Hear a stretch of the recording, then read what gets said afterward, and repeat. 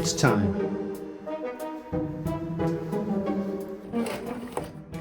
All right. Okay, photo etch.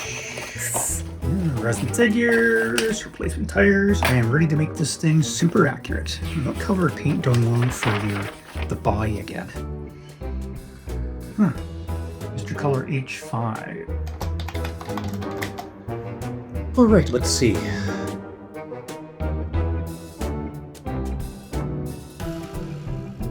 Well, that's a bit lighter than I remembered.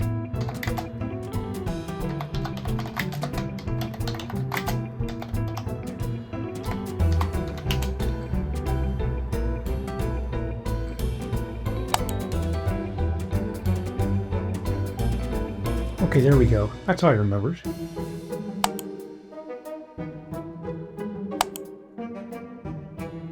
Oh, that's lighter.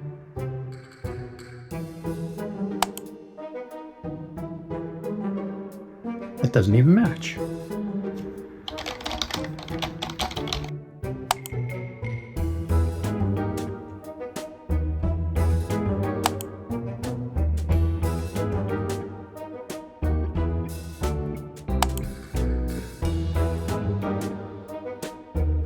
None of these are the same color of paint.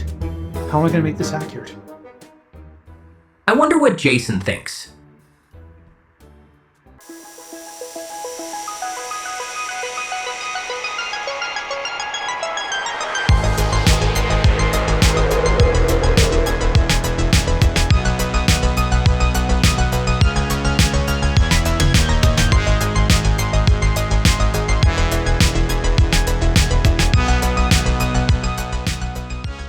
Hi, I'm Tim, host of Scale Icons on YouTube. I'm Jason of Jason's Space Doc. We're going to talk about accuracy today. Tim, where would you like to start? When it comes to building, though, we've already talked about what I like to do. Mm-hmm. Like what are you building the model for in the first place? Are you trying to make a replica of something? Mm-hmm. Right? Are you trying to pay tribute to something?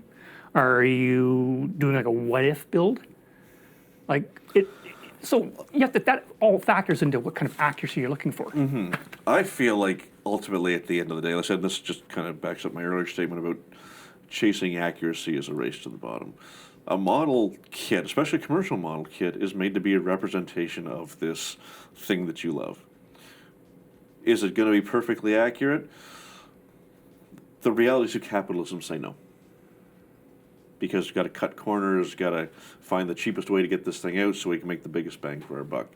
So no commercially available model kit is going to be that good. Will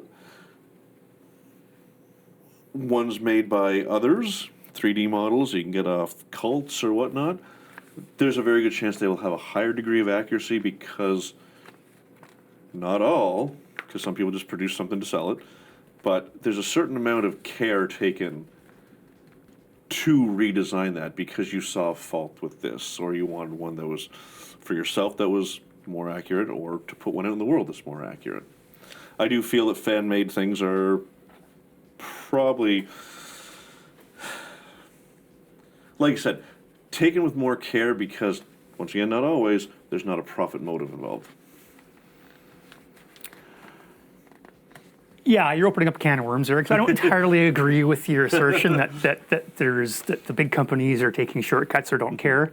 And it's all fine and good to talk about profit motive, but let's be realistic. We live in a world that is run on this, and taking the Mandalorian Razor Crest that Revell produced as the example you brought up, there may have been a perfectly good reason why they couldn't have those intakes open, because it would have meant an extra step in the mold that the budget just wouldn't support, because they have to, when they build these models, they produce these models, they have to factor in how much do we think we're going to sell, right? What's the price point we can put on this and still sell these kits, right? Because no company is going to take a loss on a model kit just because they love it and care for the subject so much, right? That's a fantasy land, right? And I know you've talked about round two, taking shortcuts as well too. And I don't see it as shortcuts. I see it as painful decisions. Because I've talked to Jamie Hood at Wonderfest, and we've talked about these sort of issues where decisions have to be made. And maybe it's my military background where we do have to make these difficult decisions where on a snap. I mean, certainly no one's going to lose their life over whether or not a model kit is 100% perfectly accurate. But I do understand why sometimes, as painful as it is, decisions have to be made where say, we would love to be able to do this, but it's going to add $20 more to the model, and that means we can't sell it for below whatever. I do want to counter that, not directly counter, because as I said, I think round 2 is going to come up a lot in our conversations. Round 2 used to have the collector model blog where they would detail things that were going on. And I know there's a lot of modelers who feel the way that I do about round 2. And if you would just spend the time to communicate with people like you used to, you would get more goodwill from it versus just dead silence and then people getting things that are wrong for a significant price point. Yeah. Look, communication matters. We talked a little bit about kit inaccuracies, and sometimes that's based on the subject itself. But sometimes things happen to those kits that I can't figure out. And I'll give you a perfect example. Is the 537 kit is somewhere around Star Trek 3. AMT decided, you know what we really need to do to this kit? We need to scribe on a bunch of surface detail that doesn't exist. And while we're doing it, let's make sure we lose some of the panels that were there in the previous releases. So for me personally, when I built the 537 after Star Trek 3, is having to deal with that horrible surface detail, and then it's also got a grain to it, too. Yeah, it's like sandpaper, and I don't know what it is. It's apparently it's ballistic quality styrene, because I would spend hours trying to sand this crap down, and it would never go down. Yep. So I ended up finding a fix where I would just basically coat the model in modeling putty and sand that down. Yeah, there's a lot of that. And that would take forever, and that's why I hate building that kit forever. now. Yeah. So, but then scribing panel lines, missing the hatches on the saucer, the landing pad and the airlock on one of the sides. I can't remember which one it is. There's like 3. Yeah.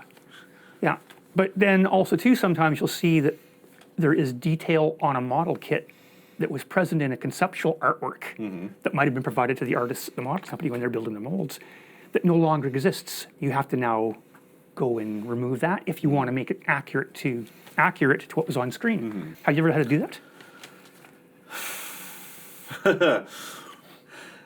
I did something recently. What the? Darth Vader's NPC. You're talking about missing detail. Yeah. Someone's like, how come you didn't scribe the lines on that's supposed to be on the ball cockpit part? I'm like, because I suck at scribing. Especially on a compound curve. I'm like, there's no simpler answer than that. I will do anything I can to avoid having to rescribe detail. I apologize. Did I actually answer your question? Close enough. Well, I mean, and this is my philosophy, especially with Star Trek kits. You know what? I think there's no more passionate fan base for an IP than the Star Trek fans. Star Wars fans are a very close second. Although maybe Twilight fans are in there somewhere, but that's neither here nor there. But no. When I build a Star Trek model, especially of like a quote hero ship, I will never build a variant that was ever seen on screen. I will never build a ship called Enterprise. I will never build a ship called Reliant, et cetera, because I don't want to feel obligated to reproduce what someone else's idea of that specific ship should be. Yeah. I build my own. I come up with custom names for all of my ships. Usually their names mean something to me. The numbers mean something to me personally. And that is very freeing because in the real world, in a real Navy fleet, you could, for example, Canadian Air Forces, you've got the Halifax class frigates, right? Overall, the same general hull shape and design, the same general, but there's little variations between. Because this one's in stage 6 of refit. This one's still at stage 5. They haven't added this new system onto it yet. Right. You really see this in the American Navy, where you'll have there are multiple variations. They're all the same class, but the most current version looks nothing like the oldest version. So I say, well, why would that be any different for Starfleet? Which who knows how many ships Starfleet has, right? Why can't there be variations between ships in a specific class. And that's kind of like the guiding light that I follow on. Yeah. And it is so much more relaxing not worrying about getting it exactly right, yeah. because I'm worried about not the rivet counter, but the dilithium counter coming and say, that is the wrong color of gray, or the Enterprise didn't have this in season 3, episode 4. It's like, okay, one, it's a hobby. Yeah. I'm here to have fun. I'm not making a museum replica. Yeah. But two, this is my model. I want to make my model to please me. Well, so that's just it. It's the, as an extension of the conversation with accuracy, it's like, look, you got to make your own model. You got to make what you want to make and have fun making it. And if you, with the knowledge that if you do, people are going to come out the woodwork and be like, well, that's not a, or whatever they're going to say. Yeah. But yeah, that's a variance in class. Like an example, so Star Trek is notorious for gluing stuff onto models to make them other models. Yeah. The Soyuz class, for example, that from Cause and Effect. Yes. Why not just call them Miranda class variant? Because that's what they glued stuff onto. Yeah. You have to call it a whole different shit. It's actually, I don't know if this is specific to that episode, but I have read many interviews with the model shop folks. I've read what Doug Drexler's had to say, and Michael Kuda, and other folks as well too. And a lot of times when they get the script in, it's just Soyuz class, USS, whatever, right? Right. Or whatever, right? Brickhouse class, whatever, right? No description in the script as what ship that is. Right. Right. Script comes down. Right. We got 2 weeks to put this together. Model shop. What can we do? Well, we haven't got time to design and build a new model. What we can do is glue onto an old model. Oh, that's actually interesting when you say that. Not about physical models, CGI models. They used the upper rear hull of the Romulan D'Deridex class 2 separate times as in Enterprise. Fallen Hero. I can't remember the name of the aliens that were chasing them, but when it flies by, they basically took that piece of the Romulan ship, added a few other things onto it. And in season 3, when they had to steal the warp coil from some other guys, it's literally the same CGI model, just with a different color. So this is actually a good point, actually. During the run of Next Generation and especially Deep Space Nine, it was one effects production house. Yep. Right? Now you've got 2, and then add in Voyager. You've got 3 times as much demand for models before they transition to CG. Yep. And no extra time or budget. So that's why you started seeing the Frankenfleet. Yeah. And a perfect example is God, the Wolf. Frankenfleet. Yeah, that's right. The Battle of Wolf 359, the remains of the Borg battle, right? And you look at some of these models that were whipped together in a couple of days, and it's fairly common knowledge that what basically happened is they went down to a local hobby store in Hollywood. They bought all the Trek models on the shelves and brought them back and just kit bashed everything together. They painted them in very high contrast colors because they were never intended to be seen up close. They were intended only to be background clutter. Some of those models, the Centaur class in particular, end up getting reused, I think, later on in DS9. Yeah.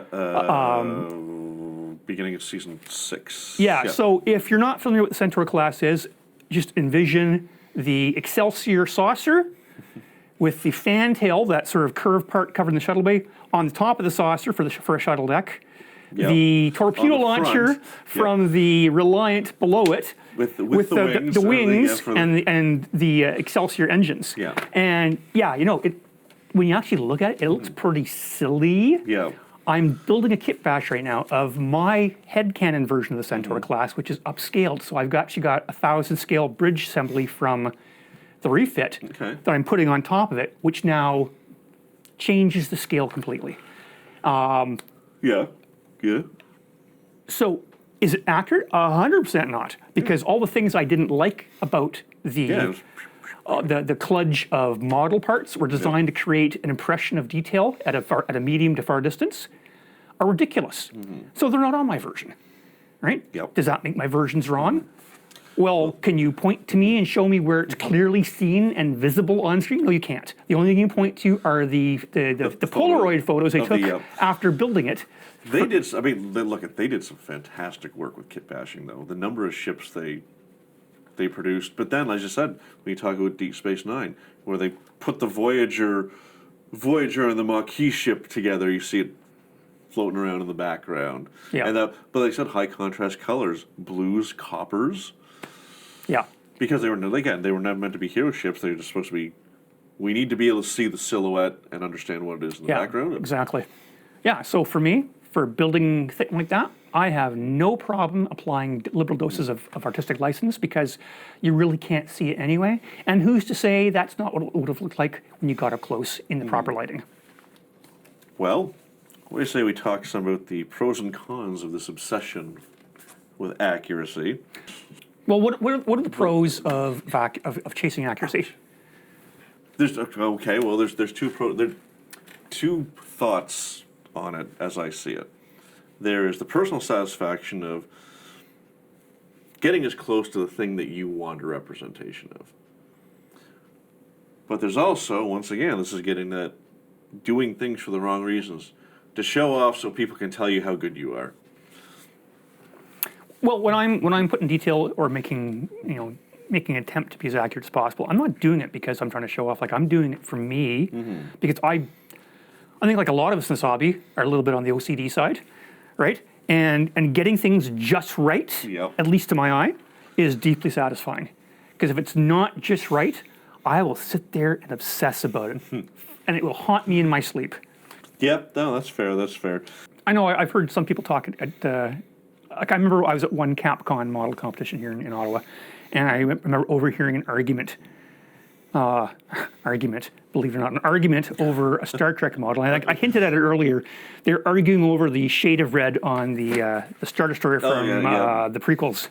And that then turned into an argument over the correct scale of the engine nozzles, and it's like it was amusing more than anything else. And one guy was really getting uptight and upset, and he took it very seriously.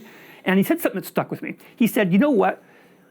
We have to do this because the artists who built these models slaved over them, and to do anything else is a disservice to the artists." I don't think I agree with that, because I'm not building these models as a tribute to someone else. I'm building it for my own enjoyment. But at the same time, too, I could see where he was coming from, because he was very passionate about this subject. He took his work very seriously, and he was showing this guy he was talking with one of his models. And he put a lot of effort into it, but I could tell he was not a skilled model builder, but he was trying. So it wasn't like he was putting the detail in to show off. He had this vision in his head of what he was aspiring to, and he was trying to get to that, and he couldn't understand why a fellow modeler didn't see it that way. Here's the thing, is that by and large, now that we're having this discussion, I don't think about it as much as I thought I did. Like, I've got an impression of what I want going in, and that's what I strive for. There's things I like to step the model up. I did the Enterprise B. Because I knew I couldn't get what I wanted because what I wanted didn't exist. So there was no way I was going to mask and paint the Aztec pattern on it. Like, that's a no-go. This is a 1,000 scale model. It's this big. Forget it. So I got the Pendragon Aztec decals, which are not accurate. Is that the downloadable? From Starship Modeler? Yeah. They're not terrible. I mean, they're better than nothing. But Wiley's model decals, he's developed what looks to be a bang-on set for the Excelsior and the B, but they didn't exist at the time. So I'm like, okay, I already had to make a concession here. You're talking about wallpaper decals, yeah? Yeah. And then I ordered the marking decals, and they were too dark, but then I found a set from Lake Monster Details that were better. It should be a baby blue, but he did it in that kind of teal look you saw on screen. Like, okay, this is better than what I had the first time. So it's making concessions, but once again, it's just to make a reasonable facsimile, if you will. I want it to look good on a shelf. It's not a studio model. I'm not going to be looking close up on it with a little lens. I want to turn on the lights and say, look at my beautiful Enterprise up there. It looks great from 5 feet away. Well, actually it's a very good point when you're talking color now, because this is when it comes to accuracy and criticism, is that seems to be the one issue that a lot of modelers obsess over, and I don't understand this obsession over color. In our last episode, we talked about my Grail kit being the spinner from Blade Runner. And now that I've got the Fujimi kit and all the aftermarket parts like my heart could desire, I'm terrified of starting to build it. A big issue with the spinner, and I see this all the time online, is what color of blue is the spinner? And here is the big problem with that. Okay.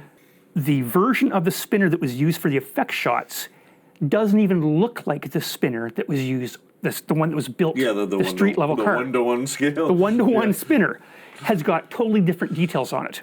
It's painted a different color of blue because they needed a brighter blue, because they knew with the lighting they'd be using, a lot of that blue disappeared. If they went too dark, it would look black. Right.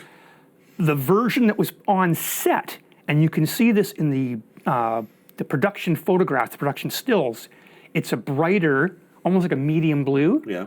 But on screen, the way that the lighting was controlled on the set, it was lit in a certain way, and it looks the way it was intended to look based on Sid Mead's pre-production art as a dark blue. Then, when the movie was done, that car was then stuck in a Hollywood backlot in the sun for 20 years.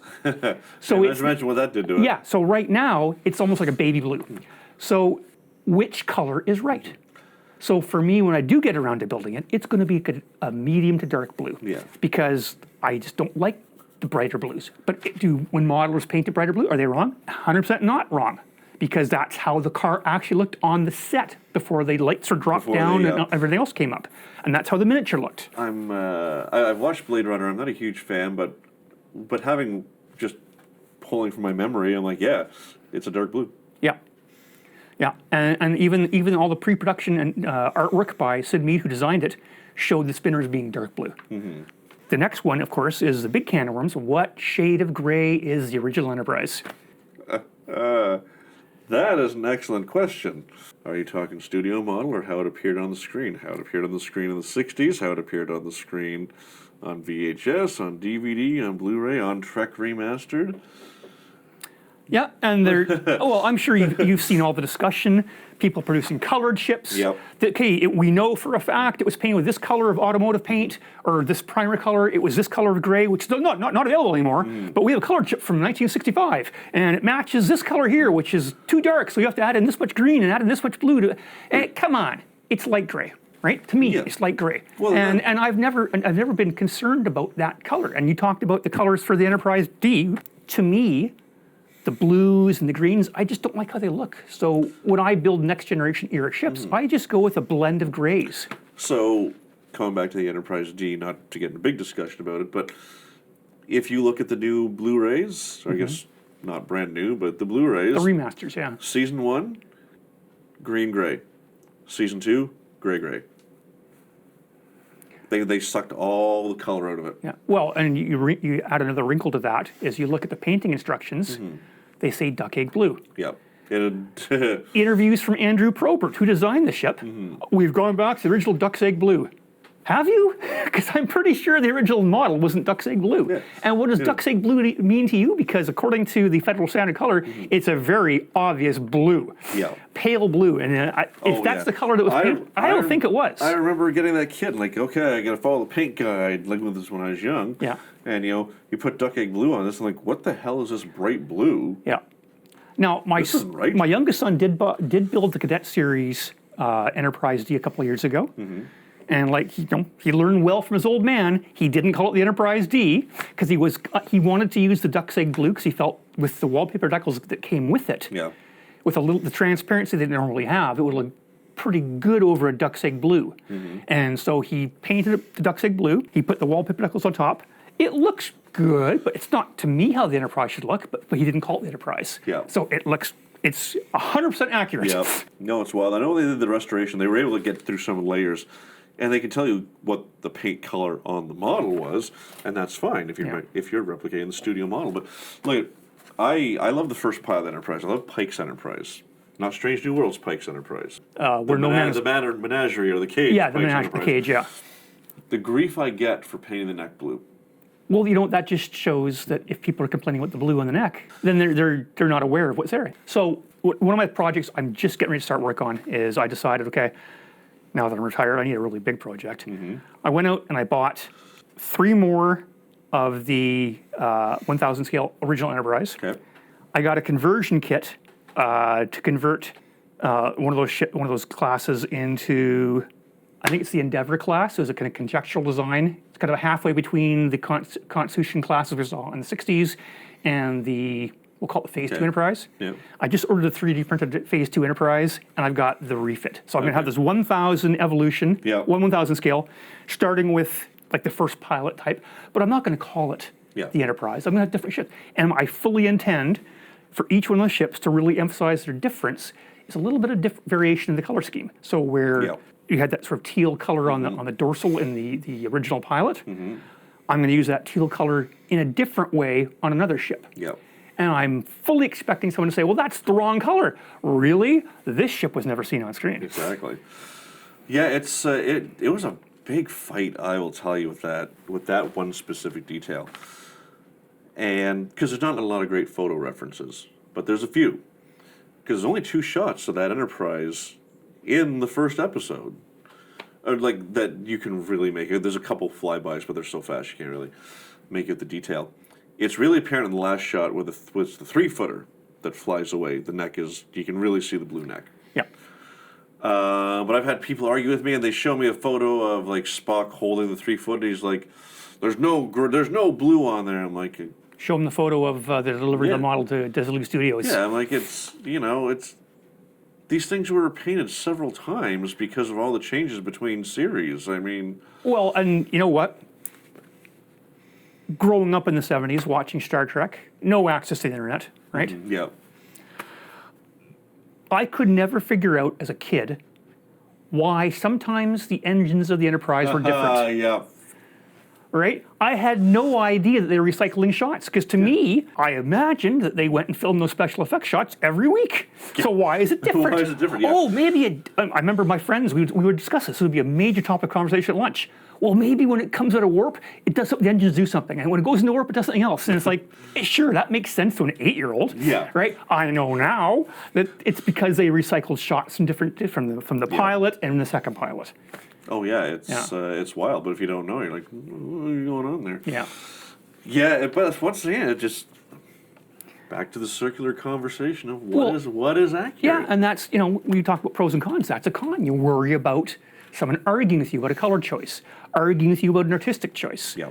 I did a kit bash once of what I postulated was a refit style ship that took place during the Lost Era, right? Between, say, Star Trek VI and Next Generation, right? So around the time of the Enterprise C, right? So it was basically based off of 1 refit saucer, 2 Miranda-class saucers, Miranda-class engines, an F-117 stealth fighter fuselage, and a couple other things. And there's even a turret from the Aliens APC in there somewhere. And I remember one person came up to me and said, Starfleet didn't have those. And it's like, come on, dude. It's science fiction. You don't know what they had. It's nothing ridiculous. It's not like I got a couple of 50 caliber machine guns on the front. It's honestly it's no different than arguments about what's canon in episodes. Like, oh, the Enterprise couldn't do that, or they didn't do that, or this happened then.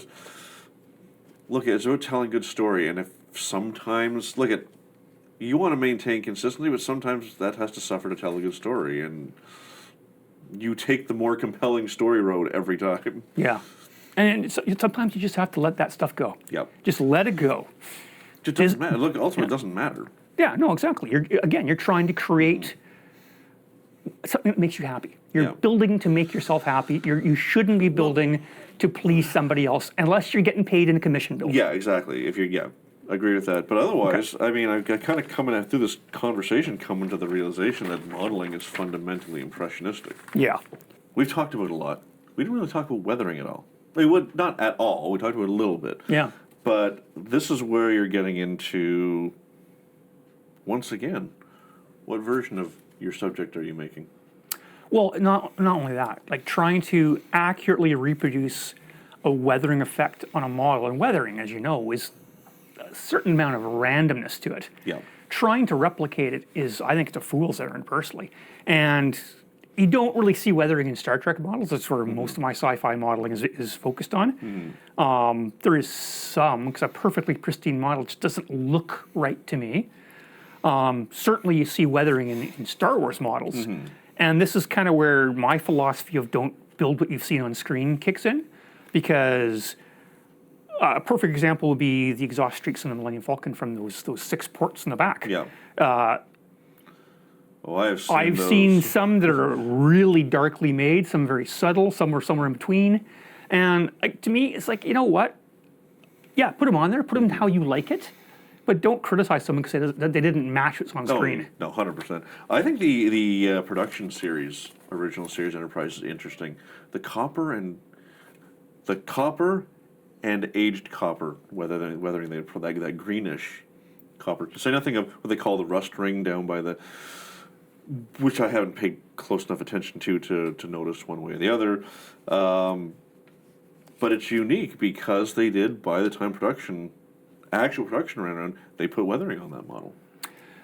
Yeah, and that's actually a good point specifically to that model, is because, again, just from my generation, I didn't see any weathering or rust rings or different variations of gray or different variations of copper or any subtlety at all in that model because, one, it was a black and white TV I was watching on. There's that. And I talked about my very first model being the old AMT Enterprise.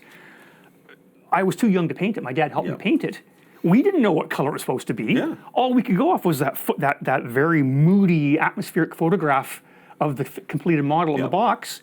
And my dad took that as the literal color of the Enterprise. And so it ended up being Tester's metallic emerald green on the saucer, Tester's metallic Arctic blue on the secondary hull nacelles and pylons, and metallic ruby red on the Bassards, because it was black and white. But even once we saw it in color, the resolution and the color reproduction on those old TVs just wasn't enough to see it. Brought to you in stunning 80p. Yeah, pretty much. Yeah. Yeah, that's once again, that's the thing that I've kind of what's pushed me to doing more Star Wars is I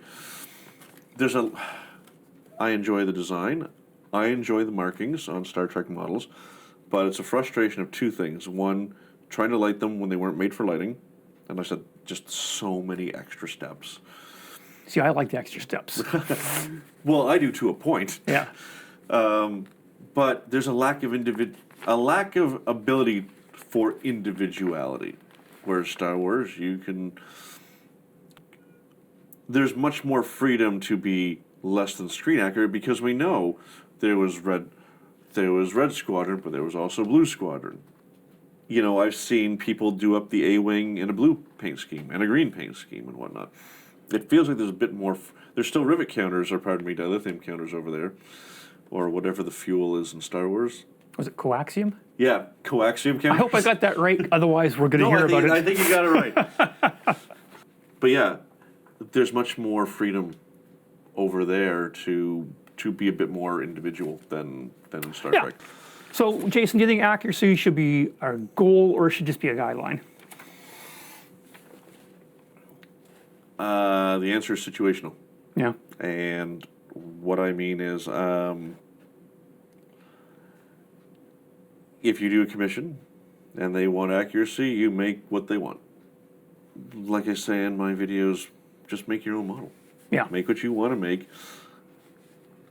This whole accuracy conversation comes down to the impressionistic nature of what you see on screen. Because, like it or not, unless you have perfectly accurate photos of the studio model, which is the only thing you can accurately replicate, with accurate information. Otherwise, it's all subjective Yeah. because it changes so much from shot to shot, scene to scene, episode to episode, season to season. So, in the last episode, we talked about my wife being supportive of my hobby. She's actually decided she wants to get into building models as well too. Oh yeah. She bought the old AMT Romulan Bird of Prey at the last Capcom, Okay. and she plans on entering on this year's Capcom, Okay. but she refuses to paint it accurately. Okay. She has decided to piss everybody off, tongue in cheek, Yeah. is that she's going to paint it metallic pink Okay. and make the bird purple. And she's going to call it the Barbie Dream Bird of Prey. The Barbie Dreamhouse Bird of Prey. Well, the Barbie Dream Bird of Prey. Barbie Dream Bird of Yeah, Prey. but only because she wants to build it like that, and she says screen accuracy be damned. This is what I want to do. I think it'll be funny. Yeah. And she's not wrong. Yeah. And I'm actually kind of looking forward to seeing how it's going to look. Yep. Well, these little scenes, whatnot, behind the cameras here? Erin bought one of those. Mm-hmm. She hasn't built it yet, but same thing. Like, conversation another time. Why aren't there more women in the hobby? Because women love. We're wrapping up the video. Let's not open a can of worms. Let's have this conversation for another time. But no, seriously, like women love miniatures. I'll put it to the audience. Yeah. What do you think about our topic today? Are you a detail-oriented modeler? Do you care if it's accurate or inaccurate? Do you just build for fun? Tell us what you think. Tell us what your holy grail sci-fi model kit is. Yeah, we already covered a little bit about accuracy from model companies. Yeah, I said that wrong, didn't I? Doesn't matter. Goodbye.